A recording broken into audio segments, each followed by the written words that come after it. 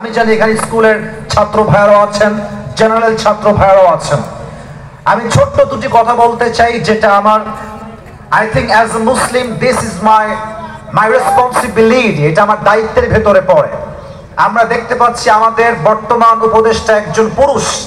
সেই পার্সপেক্টিভ থেকে বলতে চাই, আগামী বাংলাদেশে ভোট হবে, নির্বাচন হবে, তবে এটা মুমিনদের হৃদয়ের দাবি, মুসলমানদের হৃদয়ের দাবি, আগামী বাংলাদেশে আমরা কোন নারীকে ক্ষমতার চেয়ারে সেকেন্ড টাইম আর কখনোই দেখতে চাই না।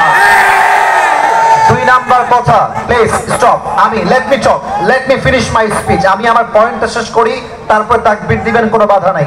লেট মি ফিনিশ, আমি শেষ করি। দুই নাম্বার কথা, আমরা যে জাস্ট একজন পুরুষকে ক্ষমতার চেয়ারে দেখতে চাই, it's exactly not like that. ব্যাপারটা পরিপূর্ণ এরকম নয়।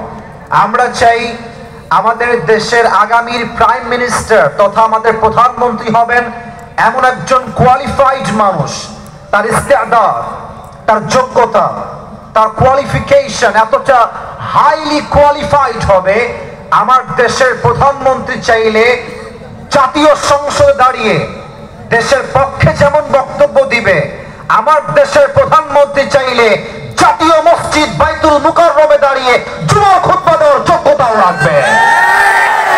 এবং আমার এটা একটা পার্সোনাল বিলিভ, আমার এটা আন্তরিকতার বিশ্বাস, যদি আগামীর বাংলাদেশের প্রধানমন্ত্রী হয়, জাতীয় মসজিদ বাইতুল মুকাররমে জুমার খুতবা দিবে এমন যোগ্যতা সম্পন্ন ব্যক্তি, এই বাংলার জমিন থেকে ধর্ষণ বন্ধ হয়ে যাবে, খুন বন্ধ হয়ে যাবে, জেনা বন্ধ হয়ে যাবে, ডাকাতি বন্ধ হয়ে যাবে, চুরি বন্ধ হয়ে যাবে, দুর্নীতিবাজে বাংলাদেশ ছাড়তে বাধ্য হবে। এরকম নেতা আমরা সবাই চাই কি চাই না?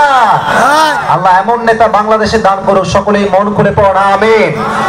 আপনাদের বউ আছে কার কার, একটু হাত তোলেন। বউ আছে? আরে বউ আছে যাদের, হাত তোলেন।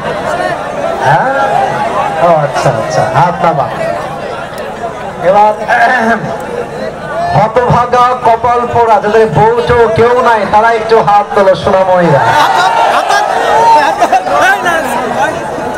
আমি বিশ্বাস করি না আমাদের বউ নাই। আল্লাহ সবাইকে দিনদার নেককার বউ দিয়ে দিক, পড়েন সবাই আমিন। এরা সবাই বিয়ে করতে চায়, কিন্তু মেয়ের বাবা মেয়েকে টাকা ছাড়া বিয়ে দিতে চায় না। আর মেয়েদের যে কি হয়েছে আজকাল, মেয়েদের দিনদার পছন্দ হয় না, বেশিরভাগ মেয়েদের গাঞ্জাখোর বেশি পছন্দ হয় না।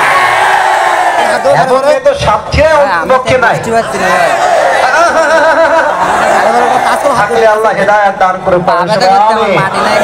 আমার প্রিয় কলিজার টুকরা সাতক্ষীরা অনেক কলিজার টুকরা মা এবং বোনেরা আসছেন।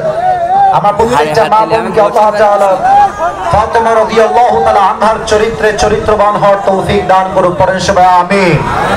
আপনারা দেখতে পাচ্ছেন আবহাওয়া খুব বেশি একটা ভালো নয়। আমরা তিনটা তাকবীর দিব, তাকবীর শেষ আলোচনা শুরু হয়ে যাবে মূল আয়াত থেকে।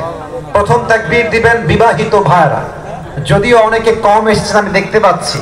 বিবাহিত ভাই যারা এসেছেন ডানে বামে এদিকে সবাই মিলে একটা কাশি দেন বিবাহিত ভাইরা। মান সম্মান থাকবে না রে ভাই, বিবাহিত ভাইরা আরেকবার কাশি দেন। আচ্ছা ঠিক আছে, সিঙ্গেলরা চুপ থাকবেন, বিবাহিত ভাইরা তাকবীর দিবেন। লিল্লাহি তাকবীর। আপনারা নাম্বার পেয়েছেন আমার পক্ষ থেকে 65 নাম্বার দিলাম। It's time for the single people. এবার সিঙ্গেলদের পালা। সিঙ্গেলদের কাছে দাও। ইনসাফ ভিত্তিক নাম্বার দিব, কোনো বেঈমানি নাই, কোনো ইনজাস্টিস নাই। সিঙ্গেল ভাইরা তাকবীর দিবেন, বিবাহিতরা চুপচাপ থাকবেন। সিঙ্গেল ভাইরা লেটস মেক নয়েজ টুগেদার। সিঙ্গেলদের পালা। নারে তাকবীর।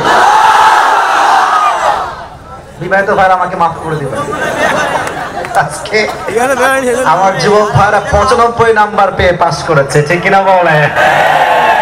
আচ্ছা, এটা মিডিয়ায় রেকর্ড হচ্ছে। সাতক্ষীরার মানুষকে নিয়ে আমি আগেও মন্তব্য করেছিলাম যে সাতক্ষীরার মানুষেরা কাপুরুষের বাচ্চা